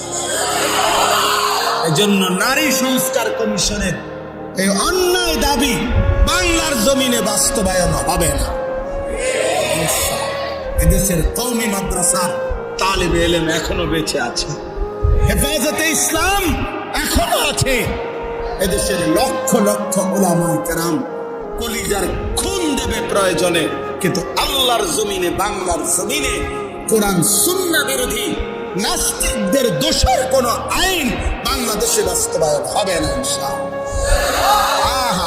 বাংলাদেশে উলামা বিদ্বেষী যে কেউই সে নিশ্চিত ইনশাআল্লাহ বেইজ্জতি হবেই হবে, হবেই হবে, হবেই হবে, হবেই হবে ইনশাআল্লাহ। এজন্য কিশোরগঞ্জের এক বেয়াদব নেতা নামের এক বেয়াদব, ফজলুর রহমান নামের এক পাগল, এক মাতাল বাংলাদেশে উলামায়ে কেরামকে বিদ্রুপ করছে। এই বেয়াদব ইনশাআল্লাহ প্রকাশ্য জমিনে বাংলাদেশে বেইজ্জতি হবেই হবে ইনশাআল্লাহ। বেইজ্জতি ওই বেয়াদব বাংলাদেশের উলামায়ে কেরামকে প্রচন্ড ভাবে বিদ্রুপ করছে। আমরা নারী সংস্কার কমিশন কোরআন সুন্নাহ বিরোধী প্রস্তাব পেশ করছে, আমরা এটার বিরোধিতা করলাম কেন? তার গাও চলছে যে তসলিমা নাসরিনের লাগে মায়া দেখায়, তার কাছে তসলিমা নাসরিনের প্রতি দরদ, উলামায়ে কেরামের প্রতি বিদ্বেষ। কত বড় নাফরমান!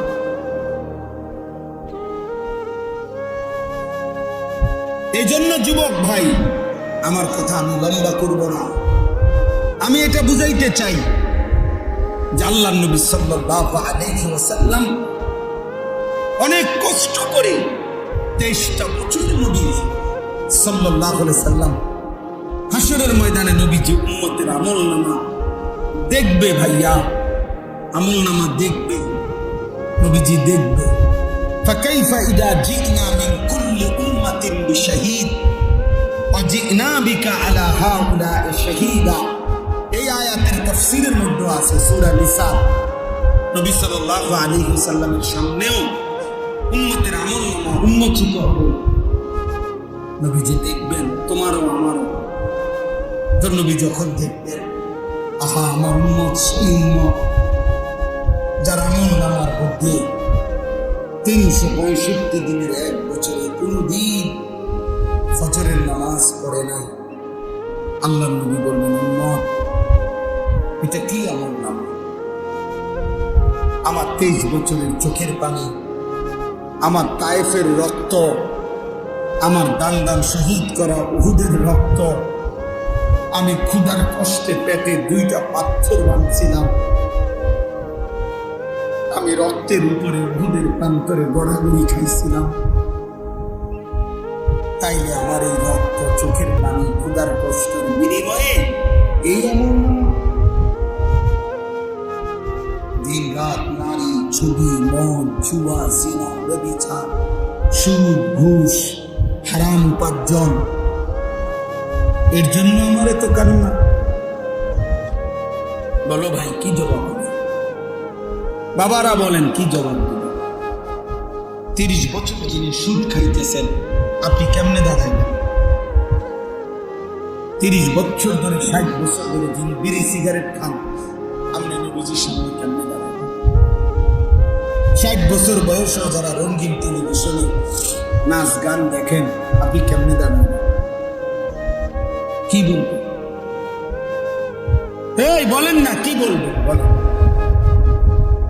আজকে 20 বছর 25 বছর ধরে তার স্ত্রী বেপর্দা, আমনে স্বামী, মুসলমান স্বামী, কেমনে আল্লাহর সামনে দাঁড়াবে? যার ছেলেটা 18 বছর 20 বছর, আমনে জীবিত বাপ, বাপ জীবিত থাকতে, মা জীবিত থাকতে ছেলেটা কোনোদিন ফজরের নামাজ পড়ে না, একটা হাইওয়ান জানোয়ারের মতো ঘুমায় থাকে। আহা, ওই বাপ কি বলবে? আল্লাহ কি বলবে? সংসার মানে কি?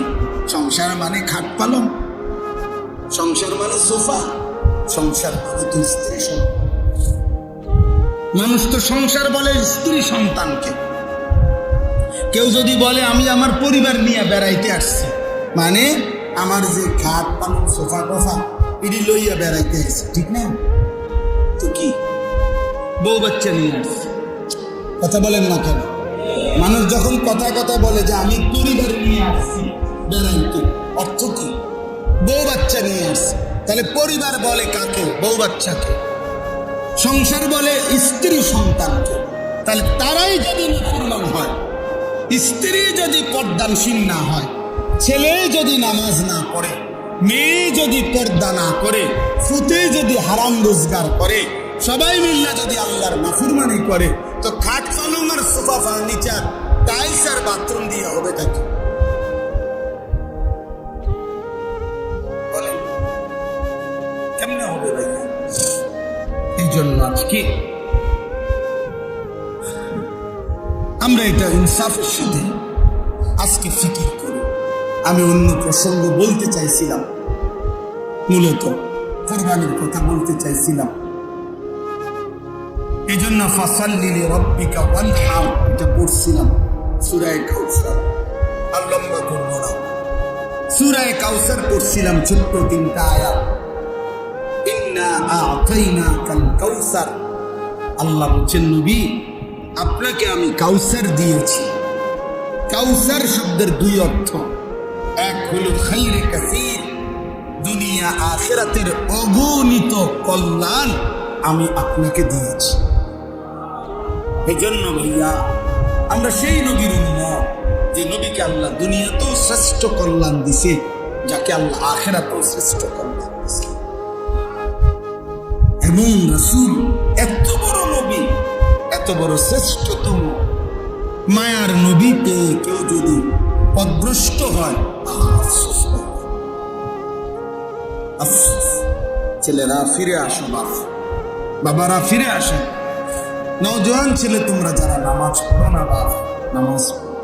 আগামীর পৃথিবীতে মাহাদির পক্ষে যদি যুদ্ধ করতে হয়, দাজ্জালের বিরুদ্ধে যদি লড়তে হয়, সেজদা লাগবে। সেজদা কি লাগবে? হাদিসে আছে ঈসা আলাইহিস সালাম আসরের নামাজের সময় নেমে আসবে জমিনে, আর ফজরের নামাজ পড়ে ইমাম মাহাদির বাহিনী নিয়ে ফজর পড়ে মাহাদি এবং ঈসা ফজরের মুসল্লি সাথে নিয়ে দাজ্জালের বিরুদ্ধে চূড়ান্ত শেষ লড়াই নামবে, শুরু করবে। এবং ওই আক্রমণেই ঈসা আলাইহিস সালামের হাতে দাজ্জাল নিহত হবে। এই জন্য ফজরের মুসল্লি যারা ঈসা এবং মাহাদির সঙ্গী, তারা ফজরের মুসল্লি যারা দাজ্জালের বিরুদ্ধে লড়বে। তাহলে 7:30 8টা বাজে, 9টা বাজে উঠা নাফরমান তুমি কোন দিকে যাইবে? বুঝো নাই বাবা? তুমি তো ফজরের নামাজ পড়ো নাই, তো তুমি তো ফজরের মুসল্লিও দেখো নাই, তুমি তো ঈসারও দেখো নাই, তুমি তো মাহাদিকেও দেখো নাই, তো তুমি 9টা বাজে উঠা কি পাইবে? 8:30 বাজে উঠতে হ্যাঁ কি দেবে? মুমিনের বাহিনী তো চলে গেছে যুদ্ধে, নাফরমান তখন পড়ে আছে। এই জন্য ভাইয়া ফজরের নামাজ, ফজরের নামাজ বিজয়ের নামাজ। কোন নামাজ? ফজরের ওয়াক্ত বিজয়ের ওয়াক্ত। হ্যাঁ হ্যাঁ, এই যে 10ই মে, এই মাসের 10 তারিখ শনিবার ফজরের নামাজ পড়ে সারা পৃথিবীর চ্যানেলে আসছে, এটা সব খবরে আসছে। ফজরের নামাজের সালাম ফিরাইয়াই নারায়ে তাকবীর আল্লাহু আকবারের স্লোগান দিয়ে পাকিস্তানের মধ্যে মুজাহিদ সেনাবাহিনী এই ইন্ডিয়ার বেঈমানদের উপরে শেষ এই চূড়ান্ত হামলাটা করছে ফজরের নামাজের পর। হ্যাঁ, আমি নিজে দেখছি ফজরের এই দিনটার শেষ ঘটনা এটা। ঠিক 3 ঘন্টা লাগে না, বললাম না আমেরিকার বুড়া আব্বা, হ্যাঁ আমেরিকার বুড়া মিয়া ইন্ডিয়ায় ফোন দিছে, থান্নালাও সত্যানা উড়াইয়া লাইব উড়াইয়া। হ্যাঁ, দোনো বুড়া ঠান্ডা হয়ে গেছে। মোদি বেইজ্জতি হয়েছে, ইনশাআল্লাহ নেতানিয়াহুও বেইজ্জতি হবে। ইমানের বিজয় হবেই হবে, জিতবেই ফিলিস্তিন ইনশাআল্লাহ, হারবেই ইসরায়েল, হারবেই ইসরায়েল। এজন্য এটা জরুরি। আল্লাহ তাআলা বলছেন, বন্ধু ইন্না আ'তাইনাকাল কাউসার, দুনিয়ার অসংখ্য কল্যাণ আর শ্রেষ্ঠত্ব আমি দিয়েছি আপনাকে, আখিরাতের কল্যাণ দিয়েছি। হাউজে কাউসার এরপরে দ্বিতীয় অর্থ হলো হাউজে কাউসার মানে জান্নাতের একটি নহর, যেটা হাসরের মাঠে আল্লাহ তাআলা আমাদের নবীর জন্য স্থাপন করবেন। জান্নাত থেকে এই নহরের পানি আসবে, আর আল্লাহ নবী সাল্লাল্লাহু আলাইহি ওয়াসাল্লাম হাউজে কাউসারের ওই পারে দাঁড়িয়ে ইমানদার উম্মতকে ওই হাউস থেকে পানি পান করাবেন। এইটা ইন্না আ'তাইনাকাল কাউসার। আমার মনে আছে আর অনেক লম্বা, আমি আমাদের খতিবে আজম মুনাজিরে জামান আল্লামা নুরুল ইসলাম ওলিপুরি দামাত বারাকাতুহুল আলিয়া হযরতের জবানে ছোটবেলায় ছাত্র জীবনে কুমিল্লা চক বাজারে একটা মার্কেটের সামনে মাহফিল হয়েছে, ওইখানে ওনার মুখে এই সুরের কাউসার ছাত্র জীবন। তো আল্লাহ তাআলা বললেন যে বন্ধু আমি আপনাকে হাউজে কাউসার দান করলাম, সেটা শ্রেষ্ঠতম একটা জান্নাতের নহর। নবীজি বলেন আমার উম্মতকে আমি সেখান থেকে পানি পান করাবো। হাউজে কাউসারের পারে এত বেশি পরিমাণ পাত্র থাকবে, গ্লাস পেয়ালা, নবীজি বলেন আসমানের তারকার চাইতেও বেশি। তো আল্লাহ নবী সাল্লাল্লাহু আলাইহি সাল্লাম বলেন আমি আমার উম্মতকে পান করাবো, কিন্তু ফেরেশতারা আমার বহু উম্মতকে ফেরেশতারা বাধাগ্রস্ত করবে, মানে আটকাইয়া দিবে লাইনে পথে। তা আমি দেখব আমার উম্মতকে ফেরেশতা আটকাইয়া দিছে। খোদার কসম বাপ, এই যে হাদিসে হাউজে কাউসারের কথা, ওই হাদিসেই এটা আছে। নবীজি বলেন আমি তখন ফেরেশতাদেরকে ডাক দিয়ে বলবো, ফেরেশতারা ও তো আমার উম্মত, পরে বাধা দিলা কেন? তখন ফেরেশতারা বলবে যে ইয়া রাসূলুল্লাহ আপনি জানেন না, ইন্নাকা লা তাদরি মা আহদাসু বা'দা, আপনার পরে এরা কি করেছে, আপনার দিন বিকৃত করে দিয়েছে, আপনার 23 বছর ভুলে গেছে, আপনার সুন্নাত, আপনার জিন্দেগি, আপনার চেহারা, আপনার আখলাক, আপনার সিরাত, আপনার সুরাত সবকিছু তারা উল্টা করে ফেলেছে, বিরোধিতা করেছে, এর উল্টা করেছে, নিজের মন মতো জিন্দেগি চালাইছে। এই জন্য আমরা বাধা দিলাম। তো আল্লাহ নবী বলবেন সুহকান সুহকান লিমান গায়্যারা বা'দি, দূর হবে ঈমান, যা নাফরমান উম্মত বের হ, তোদের জন্য আমি 23 বছর কাঁদছি, বিনিময়ে 23 বছর কাইন্দাও যেহেতু তোদের মন গলাইতে পারলাম না, তো আজকে যা দূর হ, আমার সুপারিশও লাগবে না, হাউজে কাউসারেরও পানি লাগবে না, যা যা বেটা সব। সেদিন বুঝবা দোস্ত, কাছে আইসা নবীজিকে দেখা যখন বিতাড়িত হয়ে যাবে, তখন কি পরিমাণ কলজাটা ছিঁড়ে যাবে, তখন সে বুঝবে হায় এত বড় হাসরের ময়দানে আজ আমার কোনো আশ্রয় নেই। فما للظالمين من أنصار। রব্বুল আলামিন বলেন সেদিন জালেম আর কোনো সাহায্যকারী পাবে না। فإذا نفخ في الصور فلا أنساب بينهم يومئذ ولا يتساءلون।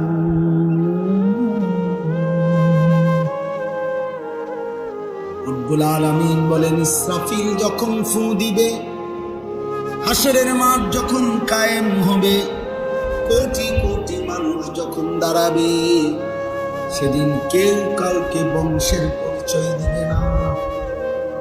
ফালা আনসাবা, নসব মানে বংশ, আত্মীয়তার সম্পর্কের কোনো পরিচয় দিবে না। ওয়ালা ইয়াতাসাআলুন, কেউ কাউকে ভালো মন্দ কিছুই জিজ্ঞেস করবে না। হাদিসের মধ্যে আছে, আল্লাহর নবী বলেন, ইব্রাহিমের মতো নবী তার সন্তান ইসমাইলকে দেখবে, কিন্তু একবারও ডাকবে না। ইয়াকুব নবীর মতো নবী ইউসুফকে দেখবে। খোদার কসম বন্ধু, ইউসুফ তো সেই ছেলে, 40 বছর ইয়াকুব নবী যে ছেলের জন্য কাঁদছিল।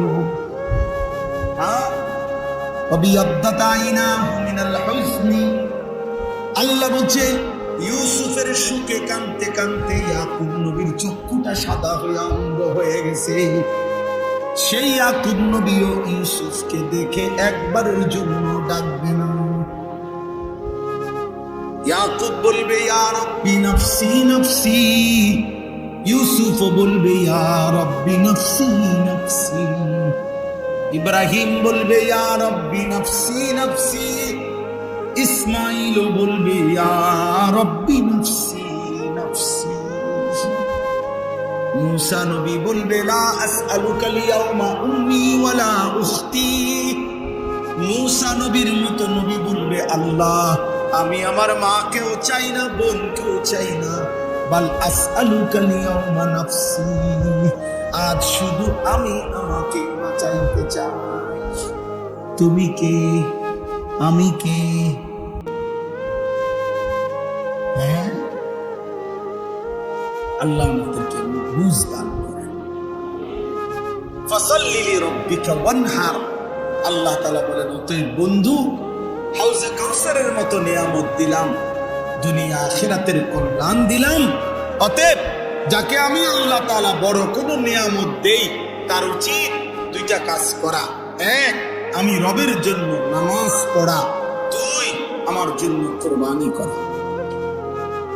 এজন্য যাকে আল্লাহ নিয়ামত দেয়, তার উচিত আল্লাহকে সেজদা করা। যাকে আল্লাহ নিয়ামত দেয়, তার উচিত আল্লাহর পথে সম্পদের কুরবানি করা। ইন্না শানিআকা হুয়াল আবতার। নবীজি শেষ ছেলেটা যখন মারা গেছে, মক্কার কিছু কাফের বলছিল, মুহাম্মদ নির্বংশ, মুহাম্মদের আর নাম নিশানা থাকবে না পৃথিবীতে। আল্লাহ বলেন, বন্ধু আমি ওয়াদা দিলাম, আপনার বিদ্রুপকারী যারা, আপনার বিরোধিতাকারী যারা, তারাই নির্বংশ, তাদেরই নাম নিশানা থাকবে না, আপনার নামও থাকবে, আপনার দিনও থাকবে, আপনার ফিকিরও থাকবে, আপনার মেহনতও, আপনার বংশধরও কিয়ামত পর্যন্তই থেকে যাবে। এই জন্য আজকে আর আবু জেহেল, আবু লাহাব, উতবা, শাইবা, আস ইবনে ওয়াইল, এসব বেঈমানদের নাম কোন কুত্তাও নেয়। এগুলোর নাম বংশ নেয়, ঠিকানা কিচ্ছু, বায়োডাটা নেয়, আব্বার নাম, চাচার নাম কিচ্ছু নেই, কিচ্ছু বেলে নেই।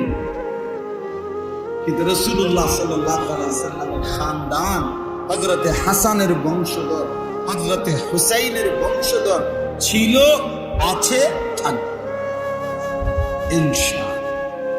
এজন্য চলো ভাই, মুমিনের নামই পৃথিবীতে থাকবে, নাফরমানের নাম থাকবে। আল্লাহ তাআলা আমাদেরকে বুঝ দান করে। তাহলে কি বললাম? বললাম দুই কথা।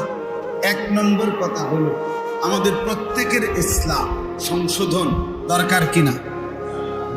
দুই নম্বর হলো যে আল্লাহ তাআলা আমাদেরকে অগণিত নিয়ামত দিয়েছেন, এই শরীর, স্বাস্থ্য, সুস্থতা, চোখ, নাক, কান, হাত, পাও, আসমান, জমিন, চন্দ্র, সূর্য, আমার জিন্দিগির যা কিছু সব আল্লাহর দেওয়া নিয়ামত। অতএব এই নিয়ামতের শুকর হিসাবে উচিত আল্লাহকে সেজদা। কাকে সেজদা করা? ফাসাল্লি লিরাব্বিক, আল্লাহকে সেজদা করা, নামাজ পড়া এবং কোরবানি সহ, মানে আল্লাহর পথে নিজের সম্পদ ব্যয় করা। এই জন্য আজকে এই শেষবারের মতো আমার কিশোর যুবক ভাই, তোমাদের কাছে আমার একটা শেষ অনুরোধ, তোমরা নামাজ পড়ো। বলো ভাইয়া ইনশাআল্লাহ, বলো নওজোয়ান, বলো ইনশাআল্লাহ। একটা আমি এত বড় বুজুর্গের মাদ্রাসা, এত বড় মহান মানুষের মাদ্রাসা, অনেক আলেম ওলামা, তালিবে ইলম, আমি একটা আবদার করি, রাগ হইও না, শরমও পাইও না, শরমের কিচ্ছু নাই। আল্লাহর জন্য তুমি হিম্মত করো, দেখো ইনশাআল্লাহ দুনিয়াতেও সম্মানিত হইবা, আখিরাতেও সম্মানিত হইবা। আমার একটা আবদার আছে, আবদারটা হইল, তোমরা যাদের এই চুল, এই ডান দিকে বাম দিকে সামনে বড়, এই ফ্যাশনেবল চুল, তোমরা দাঁড়াইয়া বলো যে এই চুল কাইটা ফেলো, সমান করবে। বলো, যে নিয়ত করো, এক হিম্মত করো। আমি দোয়া করুন দিল থেকে ইনশাআল্লাহ। এত তালেবে ইলম দোয়া করবে, উলামায়ে কেরাম, তুমি বললে লজ্জার কিচ্ছু নেই, তুমি ঠকবা না ইনশাআল্লাহ, তুমি জিতবা। আমি বললাম তুমি জিতবা। দাঁড়াও, হিম্মত করো। যাদের চুল না, দাঁড়াও, দাঁড়াইতে হবে, দাঁড়াও বাবা, মাশাআল্লাহ, শর্মায়ও না, হিম্মত করো, হিম্মত করো যুবক। নিয়ত, পাক্কা নিয়ত করে দাঁড়াও, ধোকা দিও না। আমি কোনো তোমার লেগে ভোটে দাঁড়াইছি না, কাজেই আমি তোমার আখিরাতের আশায় বলছি। পাক্কা নিয়ত ইনশাআল্লাহ। নিয়ত ঠিক আছে তো ইনশাআল্লাহ? কি করবা ভাইয়া? চুল সোজা করবো, সোজা। বলো কি করবা? আল্লাহ তোমাদের তৌফিক দান করেন। হুজুর আপনারা এদের জন্য দোয়া করুন। তালেবে ইলম তোমরা বলো, তাদের জন্য দোয়া করবা কিনা? আল্লাহ তাআলা এই যুবকদেরকে আগামীর মাহাদির সৈনিক হিসাবে কবুল করেন ইনশাআল্লাহ। তোমরাই লড়বা ইনশাআল্লাহ। আগামীর পৃথিবী ইসলামের পৃথিবী ইনশাআল্লাহ, কোরআনের পৃথিবী ইনশাআল্লাহ। সারা পৃথিবীতে দুশ্মন নিজেদের অস্ত্র খুলে ফেলছে, আর ইমানদারও ইনশাআল্লাহ জান দেওয়ার জন্য রেডি হয়ে আছে। বিজয় আসবেই মুসলমান। আল্লাহ আমাদেরকে তৌফিক দেন। আজকের এই মজলিস আল্লাহ তাআলা কবুল করে নেন। এরই মধ্যে হঠাৎ করে একদিন আকাশের মধ্যে তাদের এলাকা বরাবর মেঘ জমছে। মেঘ তো বোঝেন না, সাদা চাকা চাকা যে হয়, এই মেঘ জমছে। তো যখন মেঘ জমছে, তখনও নবী তাদেরকে বলছে, দেখো আল্লাহর আযাব আসবে, তোমরা নাফরমানি ছাড়ো, আগে তওবা করো, গুনাহ ছেড়ে দাও, আল্লাহর নাফরমানি ছাড়ো। তারা উনার কথাকে কোনো পাত্তাই দিচ্ছিল না, বরং যখন মেঘ দেখছে তখন তারা বলতেছে, কই আযাব কই, বরং বৃষ্টি তো আসতেছে। فلما رأوه عارضا مستقبل أوديته قالوا هذا عارض ممطرنا। এই যে কোরআন শরীফের আয়াত। এরই মধ্যে হঠাৎ করে একদিন আকাশের মধ্যে তাদের এলাকা বরাবর মেঘ জমছে।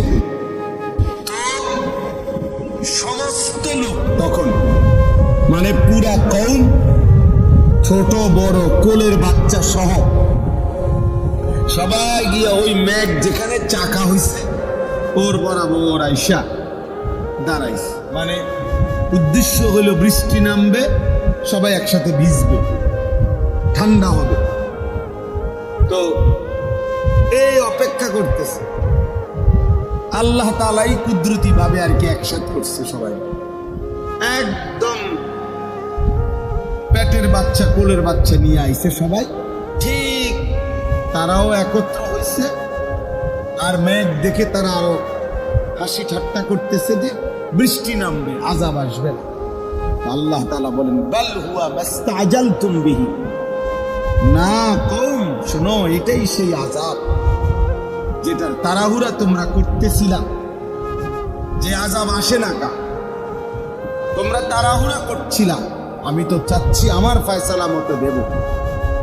তো এরপরেই তাদের উপরে ওই মেঘের থেকে পাথরের বৃষ্টি বর্ষণ হয়েছে। অঝরে পাথর পড়ে এই মানুষগুলো চিরতরে নিশ্চিত, আল্লাহ তারা চূড়ান্ত ধ্বংস করে গেছে। এই জন্য ঝড় দেখলে রাসূলুল্লাহ সাল্লাল্লাহু আলাইহি ওয়াসাল্লাম এই দোয়া করতেন, আল্লাহ এটা যেন আমাদের বিপক্ষে না।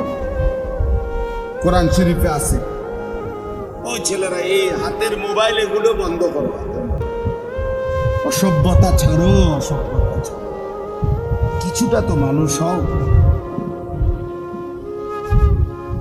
কিছুটা হলেও তো ভাবো মিয়া। সারাক্ষণ যদি তোমার মনে যা চায় তাই করো, আহা বাবা, শুনবা কখন, বুঝবা কখন? নিজের মতো করেই যদি জিন্দেগি চালাও, তার বসলা কেন?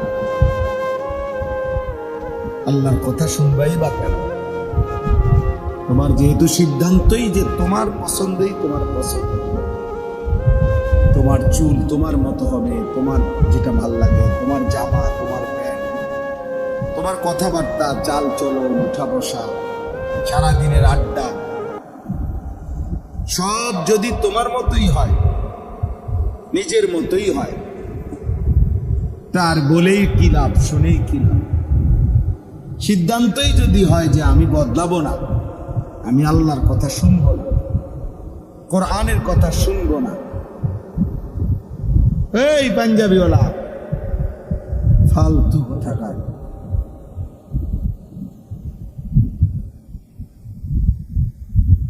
ওটা একবার কোট গাও দিয়ে আইছে, ভিডিও করছে। তো এই জন্য বললাম, এটা কোনোভাবে নিজেকে কেউ যদি আল্লাহর কোরআনের দিকে, আল্লাহর কথার দিকে না ফিরায়, আন্তরিকতা না দেখায়, কোনোদিনও বদলাবে না, কোনোদিনও না, কোনোদিনও না। একটা কলস, একটা বালতি, একটা জগ, একটা গ্লাস যদি উল্টা করে, এইটার যদি আপনি উল্টা করে রাখেন, তাহলে এখানে যদি আটলান্টিক মহাসাগরের সবগুলো পানিও ফেলে, তারপরে তো এটা পুড়বে না। কেমনে কেমনে পুড়বে? এটা তো উল্টা, ওই গ্লাস তো আর পুড়বে না, কিন্তু পানি তো ঢালছে আটলান্টিক মহাসাগর। তাহলে বকটা বাংলাদেশ না করে চীন জাপান থেকে আনলে কি লাভ? বক্তা চাঁদের দেশের থেকে আনলে কি হবে? আমাদের সিদ্ধান্ত যদি হয় আমি বদলাবো না। এই জন্য দোস্ত বলতেছিলাম, লূত আলাইহিস সালাম, এই উনার কওম এরকম আল্লাহর নাফরমানি করছিল, জিনা, ব্যভিচার, অসভ্যতায়।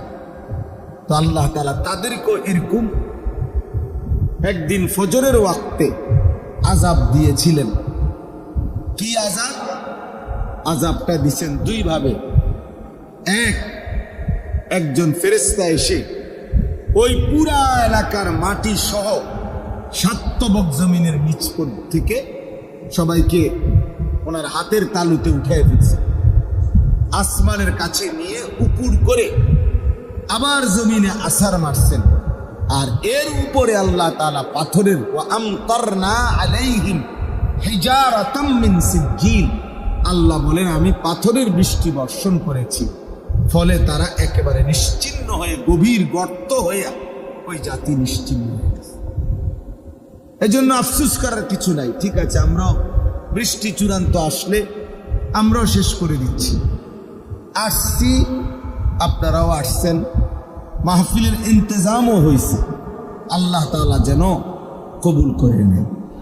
যুবক ভাই, আমি লম্বা কথা বলা তো সুযোগ ইচ্ছা ছিল, কোনো অসুবিধা নেই, যেটুকু এক লাইন বলতে পারছি এক লাইন এলাম, আল্লাহর কথা বললেই লাভ, শুনলেই লাভ, যে যেটুক পারলাম।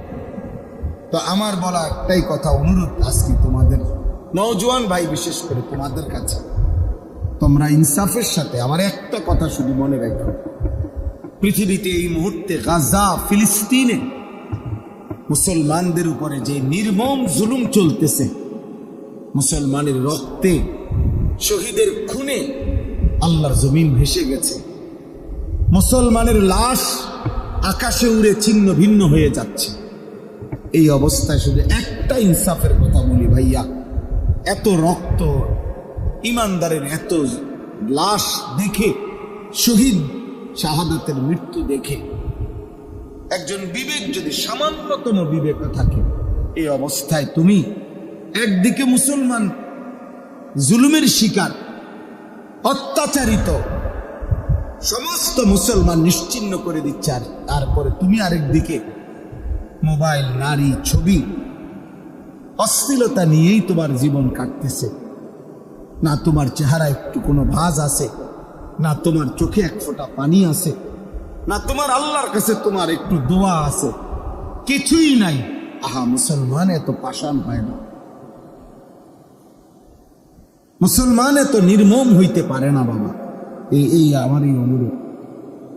কাজে মুসলমানদের এই দুর্বিষহ মুসিবতে, মুসলমানদের এই কঠিনতম বিপদে আমেরিকা আমাদের জন্য কাঁদবে না কোনোদিনও, রাশিয়া আমাদের জন্য কাঁদবে না, জাতিসংঘ আমাদের সমাধান করবে না, আমাদের আল্লাহর কাছে আমাদের সমাধান, আমাদের বিজয় আমাদের মালিকের কাছে।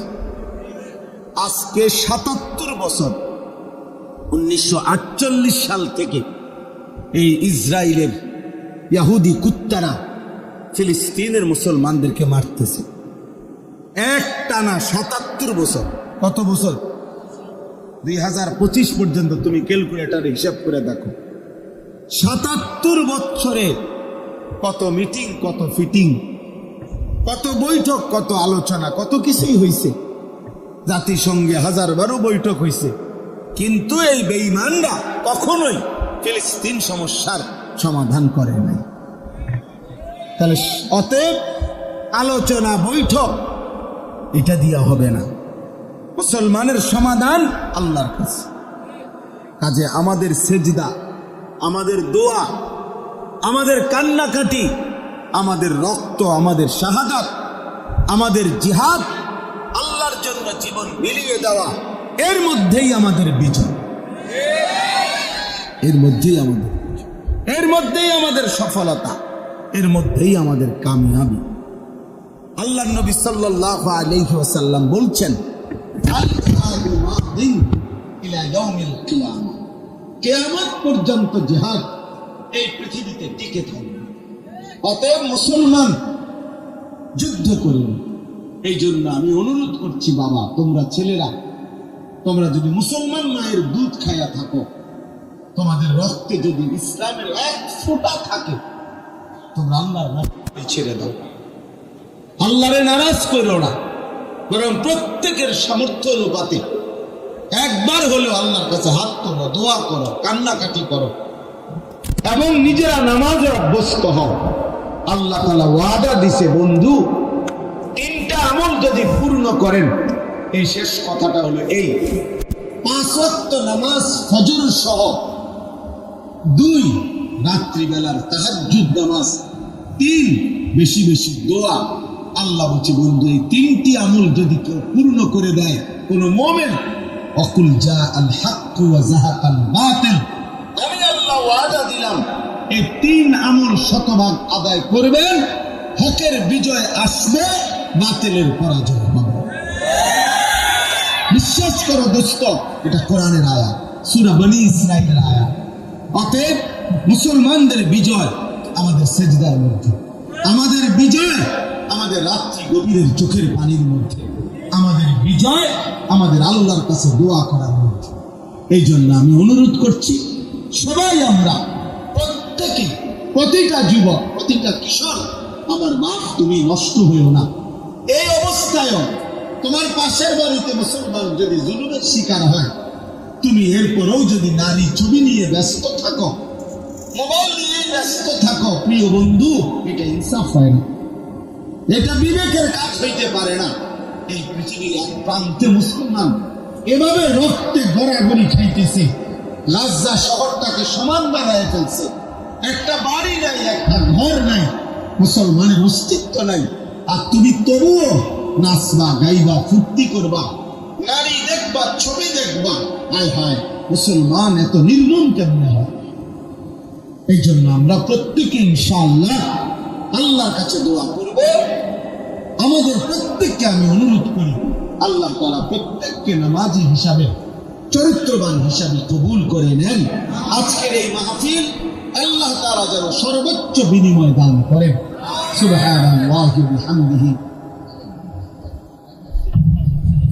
চলে মসজিদে আমি আবার ওয়াজ করতে রাজি আছি। চলো ভাই, চলো, ওরা বলে না কেন? ঠিক আছে, যান সবাই মসজিদে যান।